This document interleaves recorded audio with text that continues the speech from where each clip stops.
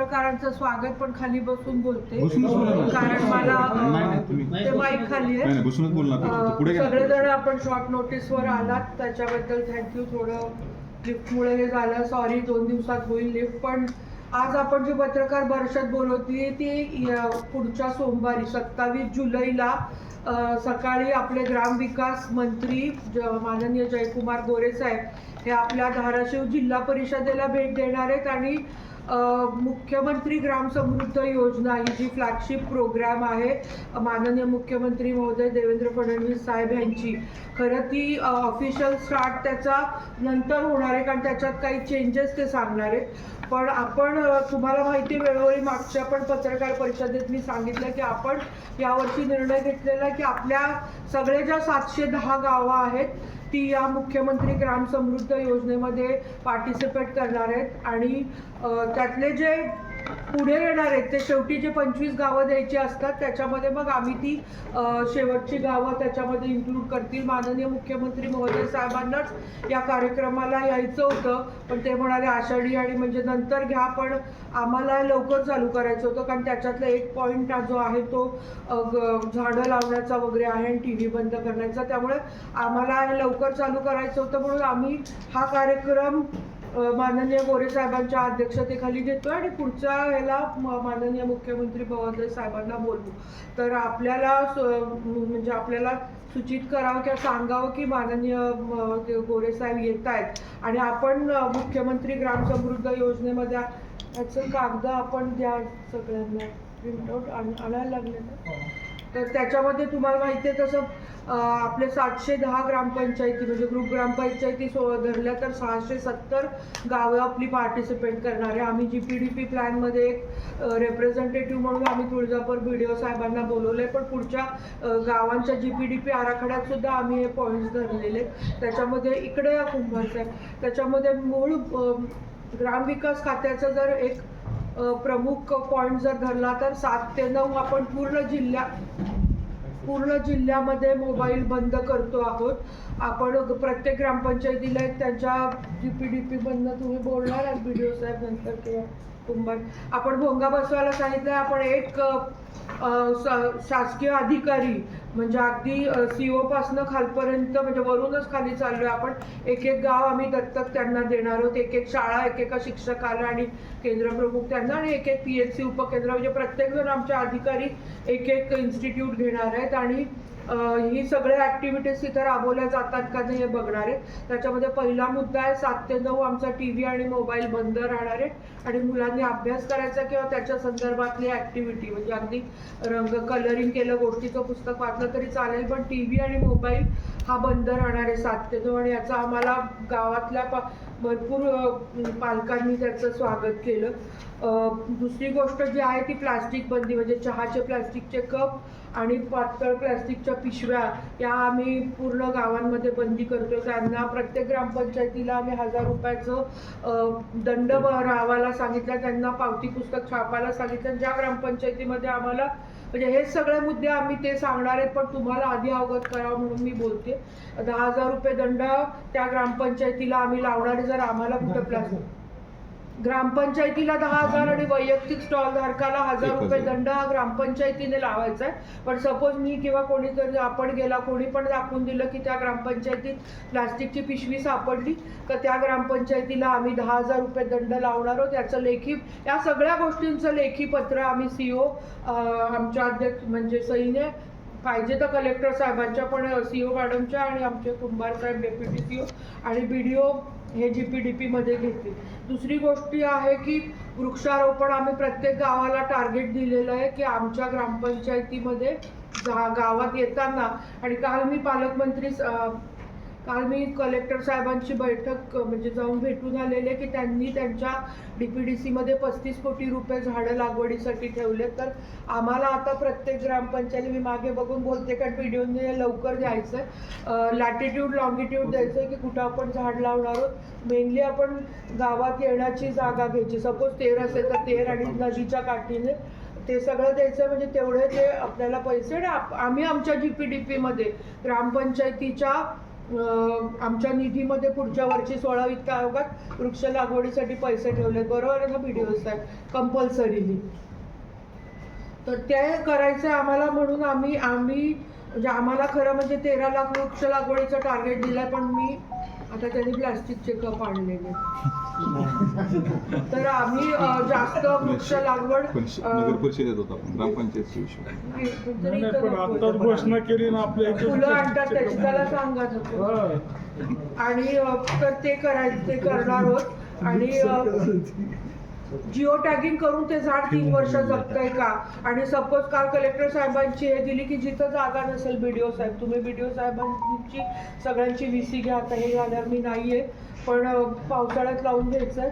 तर तिथं आपण आंब्याचं रोपं मिळतं ते प्रत्येक व्यक्तीला वैयक्तिक, पण त्याने जरी बांधावर लावलं तरी त्याचं जिओ टॅगिंग होणार आहे. ही एक गोष्ट झाली. आणि जसं आपण झाडं लागतो या उन्हाळ्यामध्ये, म्हणजे ह्या संदर्भात मी बऱ्याच वेळा बोलले, पण ऑफिशियल त्याचं स्टार्ट आमचं 27 तारखेला होणार आहे. दुसरी एक गोष्ट, आपण झाडं लावतो या उन्हाळ्यात, बघितलं आपण की किती आपल्याला गरमी, आता पाऊस जरा पडतो म्हणून खिडकी उघडी ठेवून प्लेझंट वाटतंय, पण नाही तर खूप त्रास होत होता. त्यामुळे वृक्ष लागवडीबरोबर वृक्ष तोड पण थांबवावी म्हणून आम्ही आमच्या वित्त आयोगामधनं आमच्या 110 गावांना इलेक्ट्रिक क्रेमेटोरियम बसवतोय. आणि मी काल कलेक्टर साहेबांना मागणी केली की नाविन्यपूर्णमधनं आम्हाला अजून द्या, आणि राणादादा काही सेसमधनं, म्हणजे महाराष्ट्रातला आपला पहिला जिल्हा असेल जिथं आता 700 गावांमध्ये आमचे इलेक्ट्रिक क्रेमेटोरियम बसतील असं मी म्हणत नाही, कारण एक इलेक्ट्रिक क्रेमेटोरियम 25 लाखाचा आहे, त्याला निधी ऑलमोस्ट 120 कोटी. म्हणजे आपण लाकडावर मृतदेहाला अग्नी देतो, पण त्याच्या एक जण वारलं तर त्याच्यावर एक झाड कापलं जातं. मग ते थांबवण्यासाठी आपण आपलं जे स्मशानभूमी प्रत्येक गावात आहे त्या स्मशानभूमीची च्या शेजारी आपण इलेक्ट्रिक म्हणजे इलेक्ट्रिक विद्युतदाहिनीची शेड लावणार आहोत. त्याच्यात बॉडी आत टाकली, शहरात तसंच असतं मुंबई पुण्यात, तर ते सोलरवर बसवणार आहे, सोलरवर चालणार आहे. आणि ते बॉडी पण मला हे सांगताना मला भीती वाटत होती लोक कसं घेतील, पण मी प्रत्येक तालुक्यामध्ये जिथं आम्ही ह्याचा आढावा बैठक घेतली तिथं लोकांनी सगळ्या सरपंचांनी याला आम्हाला प्रतिसाद चांगला दिलाय. आणि गोरगरीब लोकांनी मेन माझ्या कामवाल्या बाईला खूप जणांना मी गरिबांना बोलले तर काही चांगली गोष्ट आहे, आमची 7-8 हजार रुपये जे सरपण असतं ते वाचेल. म्हणजे गोरगरिबांना एखादा मृत्यू झाला, शेंगुरवार साहेबांना खुर्ची घ्यायची, एखादा तुम्ही बसा मी इकडे, तर एखादा मृत्यू झाला तर गोरगरिबांना 7-8 हजार रुपये फक्त लाकडासाठी आणावे लागतात. तर मला तरी जिल्ह्यात TV बंदचं पण मला वाटत होतं की कसं होईल काय होईल, पण मला लोकांनी जेव्हा आम्ही चालू हा कार्यक्रम घाईत घेण्याचं रिझनच TV बंद आणि मोबाईल बंद, आणि दुसरं कारण झाडाचं आहे. कारण लोकांचा मी DPDCच्या मागच्या बैठकीत गेले होते, बसा मला उठता बसता तर एक जण आलं होतं की ताई लवकर, मी म्हटलं अरे सुट्ट्या चालू आहेत शाळेला, शाळा चालू झाल्यावर बंद करू, तर म्हणजे नाही ताई मुलं PUBG खेळतायत, निदान मोबाईल तर बंद करा. म्हणजे इतका त्यांना मागणी येते की आम्ही हे म्हणजे लवकर जायचं, आता जुलै एंड व्हायला आले, पण हे आहे. आणि दुसरी गोष्ट, इलेक्ट्रिक क्रेमेटोरियमला आम्हाला खूप आलं, तर आम्ही आमचा वित्त आयोग जो आहे त्याच्यामधनं प्रत्येक पंचायत समिती गणाला क्रेमेटोरियम इलेक्ट्रिक क्रेमेटोरियम बसवतो. आणि आम्ही नाविन्यपूर्णच मागणी केली, आम्ही सेस घेऊ. पण आणि मेन गोष्ट याच्यामध्ये आहे जे मी सांगते तुम्हाला, आमच्या 16 वित्त आयोगाच्या GPTP मध्ये आम्ही हे ठेवलंय. म्हणजे सपोज मी 13 आणलीला क्रिमेटोरियम बसवलं तर खेड, माझं खामगाव, मुळेवाडी यांनी त्यांच्या GPTP मध्ये ज्याला शक्य आहे त्यांनी तो कॉम्पोनंट ठेवायचा आहे प्राधान्याने. आणि आता जनसुविधेमध्ये पण आम्ही ट्राय करतोय की आम्हाला जे जनसुविधेचे 24 कोटी आले, आता याचे आकडे मी सांगतेय कारण DPDCचे येतात लोक, शाळेच्या वर्गखोल्याला 22 कोटी आले, याची प्रेस कॉन्फरन्स घेऊन माहिती देतात, ते दयनीय आहे. पण तर जाऊ दे, मी मुद्द्याचं विकासाचं बोलते म्हणून जनसुविधेमध्ये पण आम्ही काही ठेवायचा प्रयत्न करतो. पण टप्प्याटप्प्याने मला एकदम 600 गावात नाही, पण माझ्या जिल्ह्यात या 16 वित्त 2030 पर्यंत आपण आपले सगळे गावं इलेक्ट्रिक शवदाहिनी बसवणार आहोत. तो एक मुद्दा झाला. त्याचबरोबरीने आम्ही आमच्या पंचायत समितीचा जो मी हे मागच्या निधीचं सांगते, जो आम्हाला जिल्हा परिषदला पंचायत समितीला आला, पंचायत समितीमधनं आम्ही स्मशानभूमी इलेक्ट्रिक करतोय आणि घंटागाडी घेतोय इलेक्ट्रिकच्या. आम्ही आमचं अजून जे ठरवतोय की पण आम्हाला 770 इलेक्ट्रिक घंटागाड्या, जर 3 लाखाच्या आम्ही इलेक्ट्रिक या शब्दाला इलेक्ट्रिक क्रेमेटोरियम आहे, म्हणजे त्याला लाईट लागणार नाही, सोलर बसवणार आहे आणि इलेक्ट्रिक घंटागाडी घेतोय. ज्याने कचरा आमचा प्लास्टिक विरहित गोळा होऊन आम्ही 40 बाय 20 बाय 20चा पीठ करून त्याच्यामध्ये त्या ग्रामपंचायतीचा कचरा साठवणार आहोत. त्याचबरोबर तुम्हाला माहिती आहे की आपण जिल्हा परिषदच्या वित्त आयोगामधनं 83 अभ्यासिका, आणि मी हे जे तुम्हाला सांगते इलेक्ट्रिक घंटागाडी, इलेक्ट्रिक क्रेमेटोरियम किंवा अभ्यासिका, या सगळ्याचं नियोजन ज्या गावात बसणार नाही आहे त्या गावात GPDP मधनं असे आम्ही निर्देश लेखी ऑलरेडी सगळ्या पंचायत समितीला दिलेले आहेत. त्यानुसार पंचायत समितीचे आराखडे पण आमच्याकडे आलेत ना तुळजापूरचं, ज्याच्यात त्यांनी इन्क्लूड केलेले आहेत. घंटागाडी असो किंवा क्रिमेटोरियम असो किंवा वृक्ष लागवडीसाठी प्रत्येक ग्रामपंचायत आम्हाला अजून चेक करायचं आहे ते आराखडे चेक केल्याशिवाय, कॉम्पोनंट असल्याशिवाय आम्ही पुढे त्यांना 16 वित्त आयोग देणारच नाही. त्यामुळे त्याच्यामध्ये घंटागाडी इलेक्ट्रिक आहे, इलेक्ट्रिक क्रेमेटोरियम आहे, अभ्यासिका आहे. 83 अभ्यासिका 25 लाखच्या आम्ही आमच्या गावांमध्ये देतोय. त्यात 21 लाखाची खोली आहे, 20 बाय 24ची. त्याला एक फिमेल आणि मेल टॉयलेट आहे आणि 2 लाखाचं फर्निचर आहे, 2 लाखाची पुस्तकं प्रत्येक अभ्यासिकेला आहे आणि 1 लाखाचं कम्प्युटर आणि वायफाय अशा अभ्यासिका.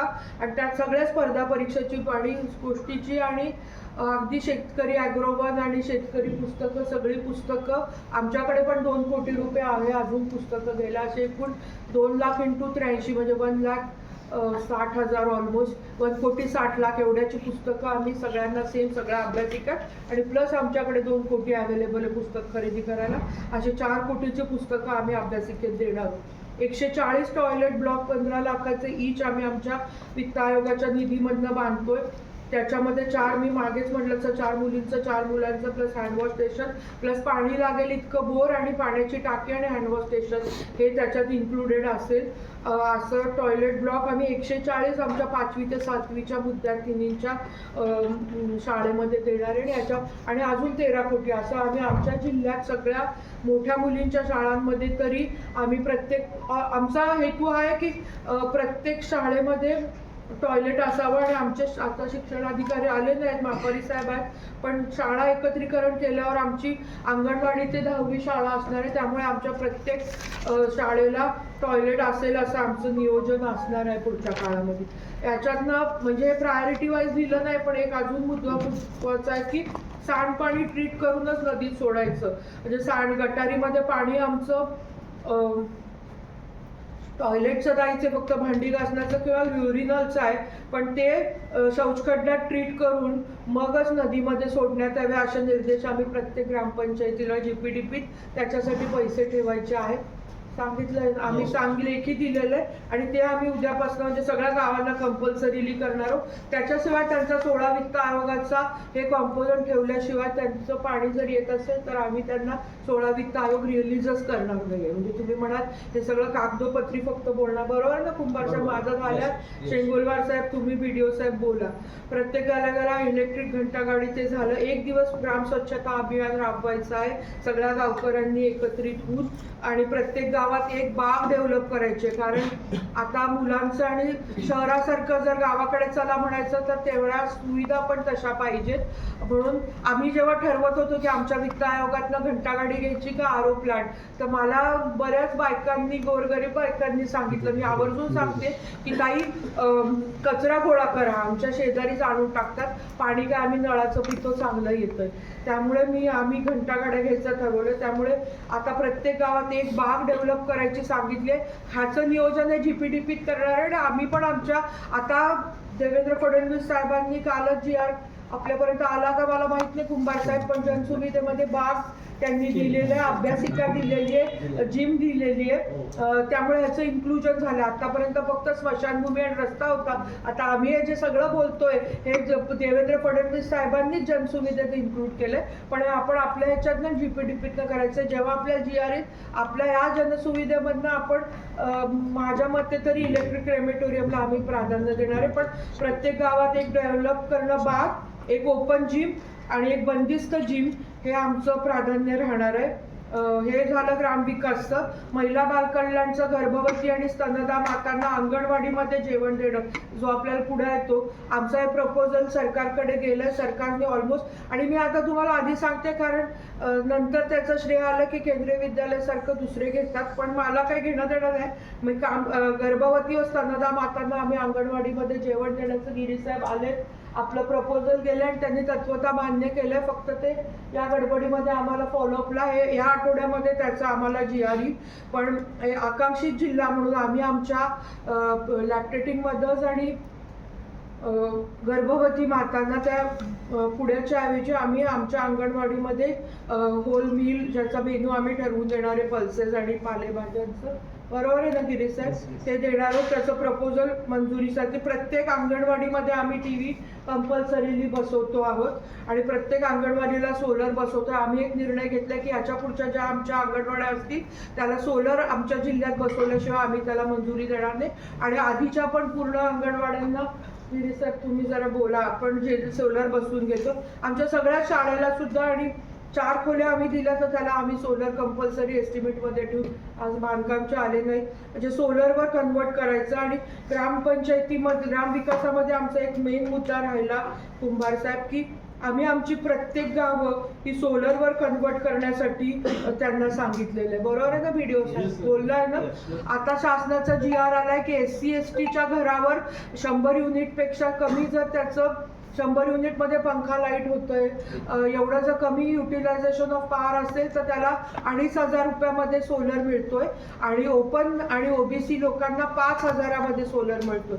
5,000 लोक जन्मभर त्याला लाईट बिल माफ असणारे खूप कमी अमाऊंट आहे. आणि मला ह्याची सुद्धा भीती वाटत होती. मी माझ्या तेरची बैठक घेतली तेव्हा लोक होतील का, तर आमच्याकडे जे नोंदणीकृत आमची लोकसंख्या 25,000 झाली आहे, पण नोंदणीकृत घरं 2,500 आहेत. तर त्यात SC STची पारद्याची अर्धी येत आहेत. आणि आम्ही जेव्हा डिव्हिजन करत गेलो मागे तर आम्हाला लक्षात आलं खूप सोपी गोष्ट आहे सगळ्यांचं, तर आम्ही आमचे प्रत्येक गावाने आपल्या घरावर सोलर बसवून घेऊन आपली मॅक्झिमम आपला पहिला जिल्हा असणार आहे की जिथं ऑलमोस्ट, आणि वॉल फुटिंगवर करायचं आहे. उद्या सांगणारच आहे, प्रत्येक गावांनी सोलर घरावर बसवायचं आहे. हा आपला ग्रामपंचायत ग्रामविकासाचा मेन पॉईंट सर ते आपल्या पॅम्फलेटमध्ये घ्या आपली बसवली. आणि मी महिला बालकल्याणचं सांगितलं. शिक्षणचं ग्रामपंचायतीने हे आम्ही लेखी GPDPमध्ये इन्क्लूड करायला सांगितलेलं आहे आणि हे कंपल्सरीली होणार आहे. बरोबर व्हिडिओ साहेब? नंतर बोला. ग्रामपंचायतीने एक कर्मचारी त्यांच्या शिक्षणासाठी, आता एक लक्षात घ्यायचं की जिल्हा परिषदला 10% निधी येतो, पंचायत समितीला 10% निधी येतो आणि 80% निधी हा जो असतो तो ग्रामपंचायतीला येतो. पण 10% जिल्हा परिषदचा निधी तो सगळ्या 24 कोटी असा दिसतो, पण ग्रामपंचायती इंटू जर 70 केलं तर खूप मोठा निधी असतो त्यांना. त्या पैशातनं त्याच्यातल्या पैशामध्ये त्यांना 25% रक्कमी शिक्षणासाठी आणि आरोग्यासाठी खर्च करणं बंधनकारक आहे. त्याच्यामध्ये आम्ही CO मॅडम आणि आमच्या सहीने पत्र दिलेलं आहे. अजून एकदा उद्या हे पत्र जाणार आहे. दिलं ऑलरेडी की त्यांनी ग्रामपंचायतीच्या शिक्षणाच्या निधीमधनं एक सफाई कर्मचारी लावायचा आहे जो शाळा चालू व्हायच्या अगोदर शाळा साफ करेल, टॉयलेट साफ करेल, जे आम्ही 15 लाखाचं देतोय, आणि अभ्यासिका साफ करणार आहे. त्या ग्रामपंचायतीने जर हे असेल तर शाळा सुटल्यावर पण साफ करायचंय. प्रत्येक वर्गखोलीत TV आहे. मागचाच उपाध्यक्ष असताना आम्ही हे केलेलं आहे. पण आणि सोलर बसवणं हा आमचा आहे. आणि बाकी आमचे शिक्षणचे बरेच ऍक्टिव्हिटीज आहेत जे आता राहायचं. पण मी तुम्हाला थोडंसं तोंडी सांगते की म्हणजे TV तर आम्ही बसवलेले आहेत. ज्या काही तालुक्यांमध्ये राहिले, तुळजापूरमध्ये थोडं राहिले, कळंब उस्मानाबाद कंप्लीट झालेलं होतं मागच्याच ह्याच्यामध्ये, पण जे राहिले ते आम्ही 100% TV बसवून घ्यायचा आहे तुमच्या पैशामधनं GPDPच्या. हा नाही मला तोंडपाठी. दुसरी गोष्ट आम्ही मनी बँक चालू करतो, म्हणजे मापारी साहेब लिहून की आपल्याला म्हणजे जशी बँक असते तशी आम्ही मुलांची बँक चालू करणार आहे शाळेमध्ये. पुन्हा प्रत्येक वर्गाला पहिलीपासनं जटनुरे साहेब आज आले नाहीत मीटिंगला, पण डाएट तर्फे आम्ही मल्टिपल चॉईस क्वेश्चन्स देणार आहोत. कारण आम्हाला लक्षात आलं 10वी-12वी मध्ये आमची मुलं पहिली दुसरी येतात, 99 आत्ता कालच गुणवत सत्कार केला पण येत नाहीत. म्हणजे मार्क चांगले मिळतात पण पुढे मेडिकल यायला त्यांना त्रास होतो, म्हणून पहिलं तर आपण सेमी इंग्लिश चालू केलं कारण त्यांना ते वर्ड्स माहिती पाहिजे. आणि आता आपण multiple fill in the blank म्हणजे मल्टिपल चॉईस क्वेश्चन असतं. साधं पान हिरवं कशामुळे तर क्लोरोप्लास्ट एका सेकंदात त्याला पटपट मार्क करायला जमत नाही, त्यामुळे पहिलीपासून आम्ही ती बँक देणार आहोत. उद्यापासून आता या जूनमध्ये जुलैमध्ये जे धडे चालू होणार त्यांची बँक त्यांना पोहोचणार आहे आणि ते असेस करणार आहे. आणि पहिलीपासूनच जसं इंग्लिश मिडियममध्ये पहिलीपासून त्यांना म्हणजे आता ह्या भोसले हायस्कूलला ते हुशार मुलांची बॅच वेगळी काढतात, आम्ही वेगळी काढू का माहीत नाही, पण त्या हुशार मुलांना आम्ही पहिलीपासूनच टॅप करू, परीक्षा नाहीतरी त्यांना स्पेशल मार्गदर्शन वगैरे देणार आहोत. आणि अजून एक गोष्ट जी आम्ही करणार आहोत तर वर्क एक्सपिरियन्स. आमच्या जटनुरे साहेबांनी टाइम टेबल बनवलेलं आहे की दर महिन्याच्या म्हणजे खुर्ची किंवा असं वर्क एक्सपिरियन्स हे असणार आहे. एक त्याला अभ्यासाबरोबर एक कला अवगत असतं. जर गणपती आले तर ते गणपतीच्या कारखान्याला नेणार आहेत मुलांना वगैरे वगैरे. आणि सगळ्यात माझ्या मते महत्त्वाची म्हणजे आम्ही त्यांना फार्मिंगसाठी एक दिवस नेणार आहोत. ग्रुप फार्मिंग म्हणजे ते सगळी मुलं तिथं जाऊन सोयाबीनचं एक पोतं लावल्यात 4 पोती बाहेर येतात का 5, म्हणजे 2दा तरी सोयाबीनच्या खरी पडे रब्बीमध्ये जाऊन त्यांना. कारण असं लक्षात आलं मुलं अभ्यास केल्यानंतर माझा मुलगा 12वी+3 शिकलाय, आता शेती कशी करणार, लाज वाटते. तर शेतीबद्दल लाज वाटू नये म्हणून एक दिवस आम्ही फार्मिंगसाठी मुलांना नेणार आहोत. आणि तिथं त्यांनी सगळ्यांनी एकत्रितपणे एखादं हे करायचं. आमची पोषण बाग आहेच पण प्रत्येक शाळेला ग्राउंड आणि ते नाही, पण आम्ही ॲक्च्युअल फार्ममध्ये त्यांना नेणार आहोत. आणि बाकीचे तर ते आरोबिरो ते सगळं गोष्ट आहेच. ते सोलर पण मी सांगितलं, अंगणवाडीचं पण सांगितलं. आरोग्याचं एक सगळ्यात महत्त्वाचं आम्ही लेखी दिलेलं आहे की जे आरोग्याचे पैसे आहेत त्याच्यामधनं जर TB पेशंट सापडला, आपण मागच्या वेळी डॉक्टर उपकेंद्रांना जिल्ह्याला आपल्याच जिल्ह्यात पहिले चालू झाले डॉक्टर उपकेंद्राला. आणि TB BP शुगर आणि कॅन्सरची तपासणी आणि नोंद करणं हे महाराष्ट्रात पहिल्यांदा उस्मानाबाद जिल्ह्यात चालू झालं. आपलं बघून धाराशिव जिल्ह्यात नंदुरबारला चालू झालं आणि या गेल्या 2-4 वर्षापासून पूर्ण महाराष्ट्रात चालू होते. हे मी अतिशय जबाबदारीने माईकवर बोलते. आता आपण आपल्या आशांना जर त्यांनी गावामध्ये TB पेशंट पॉझिटिव्ह डिटेक्ट केला, आपण आपल्या सेसमधनं विकत घेऊन एक ॲम्ब्युलन्स दिली आहे ज्याच्यामध्ये आम्ही स्क्रीनिंग मशीन बसवलं, एक्सरे मशीन. आज DHO साहेब नाही आहे हे असल्यामुळे, कॅम्प असल्यामुळे, पण तर तिथं ताबडतोब कळणार आहे की माणसाला TB आहे का. इथं जर कोणीतरी थुंकलं तर मला TB नसेल तरी मला TB होऊ शकतो. हायली कॉन्टॅजियस डिझीज आहे TB. आपल्या जिल्ह्यातनं TB इरॅडिकेट व्हावा म्हणून आम्ही आशांना जर पॉझिटिव्ह पेशंट आणून दिला ग्रामपंचायतीत तर ती ग्रामपंचायत प्रत्येक पेशंट मागे 100 रुपये देणार आहे. हे सगळ्या ग्रामपंचायतीने आग्री केलं. त्याने आशा प्रवृत्त होतील पेशंट शोधण्यासाठी. आणि बाकी आरोग्याचं जनावरांसाठी आम्ही एका सार्वजनिक ठिकाणी पिण्याच्या पाण्याची आणि आंघोळीची सोय, म्हणजे ते शेतातनं वगैरे येतात कधूळ, म्हणजे त्यांना हे आम्हाला नाविन्यपूर्ण उपक्रम जर घेतले मुख्यमंत्री ग्रामसमृद्धमध्ये तर त्याचे मार्क्स आहेत. त्याच्यामध्ये मेन आम्ही सोलरवर कॉन्सन्ट्रेट करणार आहोत. TB आणि आमचं TV मोबाईल बंद, म्हणजे क्रिमेटोरियम वगैरे सगळ्यावरच. आणि जरी आम्ही मुख्यमंत्री ग्रामसमृद्धमध्ये इन्क्लूड करतोय तरी आमचं ध्येय काय पारितोषिक मिळालं आम्हाला. आम्ही आमच्या जिल्हा परिषद मार्फत सुद्धा या गावांना पारितोषिकं देणार आहे, तालुका लेवल जिल्हा लेवल. पण मेन उद्देश आहे की गावाने विकासाच्या दृष्टीने विचार करावा लागायचा. कारण आता 16वा वित्त आयोग हा 20% रस्ते आणि गटारीला खर्च करता येणार नाहीये, परफॉर्मन्स बेस्ड आहे.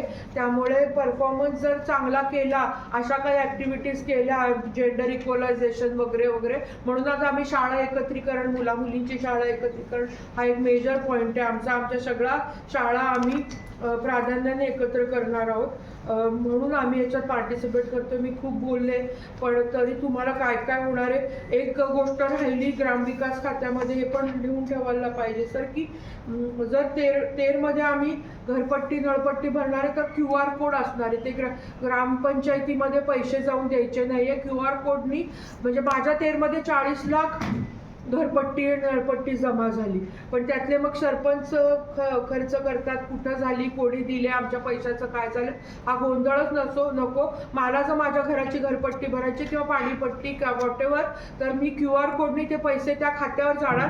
त्या खात्याचा खर्च हा ग्रामपंचायतीला जरी गटार केली किंवा काय केलं, ह्याच्या पुढे प्रत्येक वित्त आयोगाचं 15 वित्त आयोग किंवा 16 वित्त आयोगाचं काम हे ग्रामपंचायतीला खर्च करता येणार नाहीये. त्याची मंजुरीच्या वर BDOची सही असणारे हा मी निर्णय जिल्हा परिषद धाराशिवने घेतलाय. त्यामुळे जे डुप्लिकेशन ऑफ वर्क होतं, आम्हाला लक्षात आलं की तुमचं नाव काढलं होतं की आज शिक्षणात खुर्चीत की स्वच्छता व घनकचऱ्यामध्ये पण तोच रस्ता आणि गटारीचं काम प्लस वित्त आयोगातनं पण तेच काम, असं होणार नाही. याचं चेकिंग व्हिडिओ करून आमच्याकडून येऊन मगच तो वित्त आयोग 10,000ची गटार केली किंवा आम्हाला लक्षात आलं की आरोग्य जरी ग्रामपंचायती स्वायत्त इन्स्टिट्यूट असली तरी हेल्थ कॅम्प लावला आणि 1 लाख रुपये डॉक्टरची फीस दाखवली. हे आता होणार नाही का? मी म्हटलं मग डॉक्टर काय अमेरिकेतनं आणला होता का 1 लाख फी द्यायला? म्हणजे हे जे आमच्या पण ह्याच्यात त्रुटी येतात, थोडं आम्ही स्टॉप ब्लॉक प्रत्येक ह्याच्यात त्याच पद्धतीने जलजीवन योजनेला आतापर्यंत हँडओव्हर करताना ग्रामसेवक आणि सरपंचाची सही होती. आता आम्ही ते क्लॉज काढून टाकलाय. पहिले BDOची सही पाणी जर नळाला येणार असेल, आता आमच्याकडे पैसे येत आहेत त्याच्या हजारो कोटी, तर BDOची सही, मग COची सही, मग माझ्याकडून आणून मगच पुढे त्याचे पैसे रिलीज होणार आहे. हे नळाला पाणी येणं हे क्रायटेरिया असेल. 80% कामं झाली आहेत, आता आमचे कटक धोंड साहेब नाही आहेत किंवा काय, म्हणजे त्याप्रमाणे आम्ही स्टॉप ब्लॉक राहतोय. बरेच काय काय मुद्दे राहून जाऊ शकतात, पण ह्या गोष्टींची उद्याची सुरुवात हे आम्ही उद्याला करणार आहोत. तर आपण प्लीज याला सकारात्मक पाठिंबा द्यावा आणि आमच्या प्रत्येक गोष्टीला तुम्ही म्हणजे हे सगळं नीट चांगलं राबवणं हे आमच्या सगळ्यांची, आम्ही मोठा धनुष्यबाण घेतोय आणि एवढ्या सगळ्या पब्लिसिटी करून एखादी गोष्ट चालू करतो तर ती व्यवस्थित चालू राहणं आणि कंप्लीट व्हावं ही जबाबदारी मोठी आहे. याचं भान आम्हाला आहे, तरी आम्ही रिस्क घेतोय.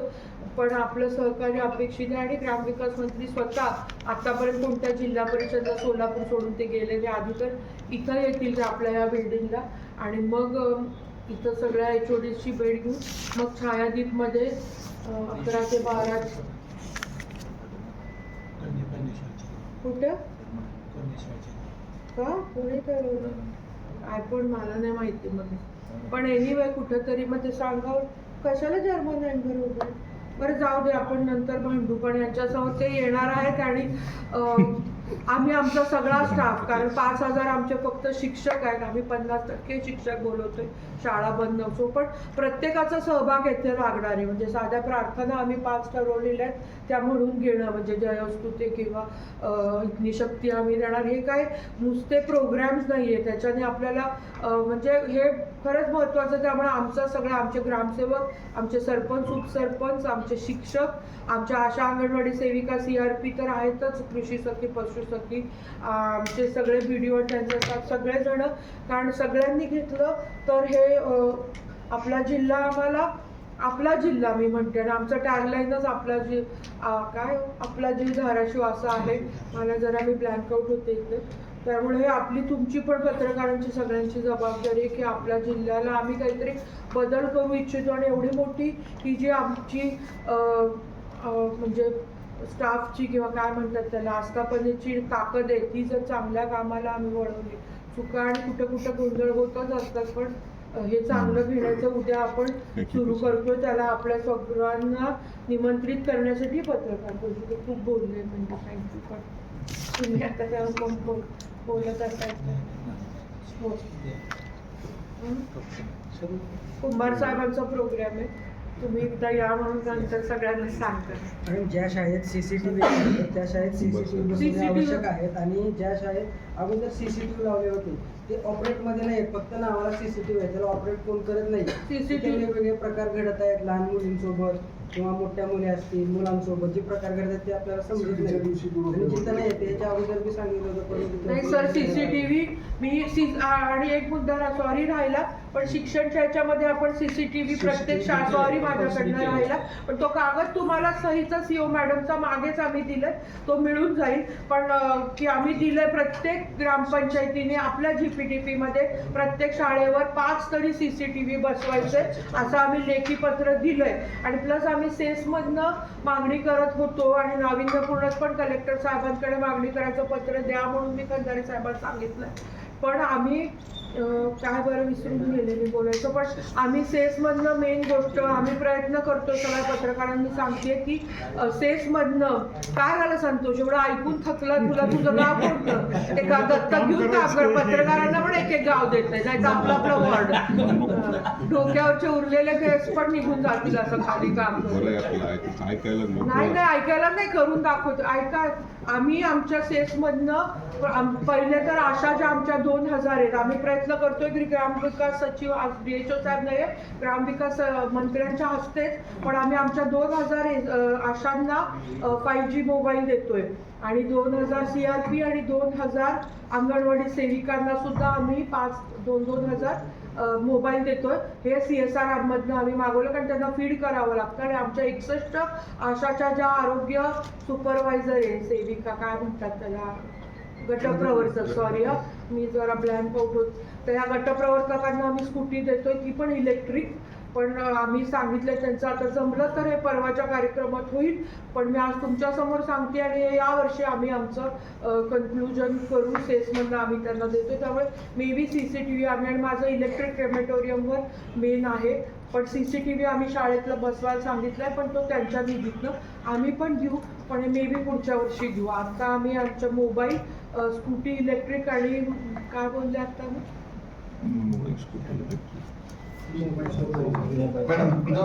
आणि इलेक्ट्रिक क्रेमेटोरियम. मॅडम, आपण 770 घंटागाड्या घेणार आहात, पण ते घंटागाड्यांना संकलित केलेला जो कचरा आहे तो कुठे टाकायचा, त्याचं सांगितलं ना मी की प्लास्टिक विरहित करून प्लास्टिकचे ग्लास आणि प्लास्टिकची पिशवी. सर आपल्या जिल्हा परिषदेला फुलांच्या मध्ये ती प्लास्टिकची पिशवी घेऊन येतात, त्याच्या एंट्रीमध्येच नको असं एक मोठा बोर्ड पुढे लावून. आणि सर आपण उशिरा आला तुमचं नावचं, पण हे करून वेगळं. जलतारामध्ये आमचे जे JCB जातोय त्याच्यामधनं आम्ही लेखी दिलेलं आहे सगळ्या ग्रामपंचायतींना, दिलंय ना BDO साहेब की 40 फूट बाय 20 फूट बाय खोली 20 फूट असा त्यांनी खोल खड्डा घ्यायचा आहे. आणि तो घंटागाडीचा कचरा त्या ग्रामपंचायतींनी त्यांची एक जागा सिलेक्ट करून जी थोडी बाहेर असेल, आता तेरसारख्या ग्रामपंचायतीला गायरान नाही, बाहेर नाही, पण तरी त्यांनी फाइंड आउट करून तो कचरा तिकडे डंप करायचा आहे. काही गावामध्ये आहे तिथं पण नवीन घंटागाड्या सांगितलं मी, कुठं काल गावात केले होते तिथं वापरत नाही म्हणाले. कुठलं गाव गडकर तिथं घंटागाडी इलेक्ट्रिक आहे पण वापरत नाही म्हणाले ते. ताई, आपला जीव धाराशिव ही जी तुमची टॅगलाईन आहे ती कुठल्या मोहिमेसाठी आहे का ती जिल्हा परिषदेचीच टॅगलाईन? जिल्हा परिषदेचं मला आम्ही उद्या गाणं पण तयार केलंय त्याचं आणि हे तयार केलं आपला जीव धाराशिव. तुम्हाला आमचा जीव धाराशिव आपला नाही. तुम्हाला गाणं ऐकू का ते म्हणतात ते बोलव रे त्याला, सगळ्यांना एंटरटेनमेंट होईल आणि नीट चांगलं करावं बाकी. आणि अजून एक संतोषला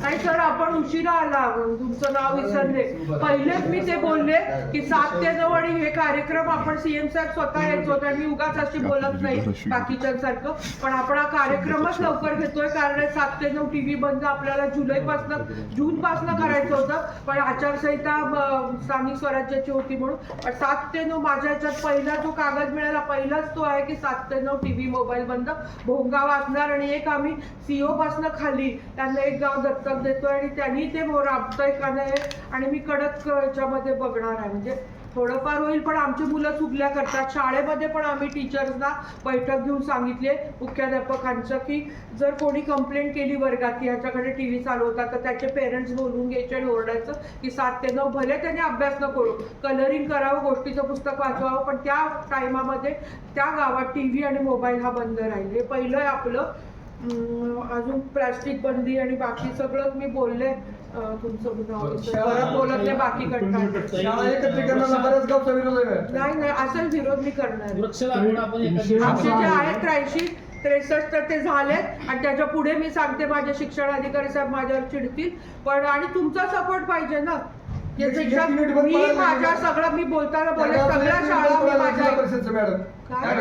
एक कन्या शाळा आणि एक मुलांची शाळा असते मग ती दोन्ही शाळा एक युनिट कन्या शाळा प्रशाला मी आत्ता बोलले जेंडर इक्वलायझेशन मध्ये माझ्या मुलाला मी टाकताना माझा मुलगा फक्त बॉईज पण आता मुंबई पुण्याचे आई वडील कोएड स्कूलला प्रिफर करतात कारण त्यांची मेंटल ग्रोथ चांगली होते आणि हे जे आम्हाला शासनाचं परिपत्रक आलं त्याच्या आधी आम्ही सेमी इंग्लिश बरोबर हे बोलले होते आणि मी आमच्या खंदारे साहेबांना सांगितलंय फॉर एक्झाम्पल दुत्त्यामध्ये खालच्या वस्तीत एक शाळा आहे वरच्या वस्तीत आम्ही ट्राय करतोय की दोन्ही शाळा पण एकत्र करायच्या ज्या जॉग्राफिकली थोड्या लांब आहेत. आम्ही त्याची यादी मी मागितली आहे खंदारे साहेबांना त्या पण आम्ही आता 13 मध्ये माझ्या 5 शाळा मी एकत्रित करते आणि आम्ही मोठ्या ग्रामपंचायतींना अजून एक पॉईंट देऊन घ्या JPDPत लिहून दिलेलं आहे की त्यांनी शाळेची बस विकत घ्यायची आहे शववाहिनी विकत घ्यायची आहे कारण स्मशानभूमी आता आम्ही एक गाव एक स्मशानभूमी एक गाव एक गणपती एक गाव एक जयंती हा पण प्रोग्राम आहे लिहून द्या सर लिहिलंय ना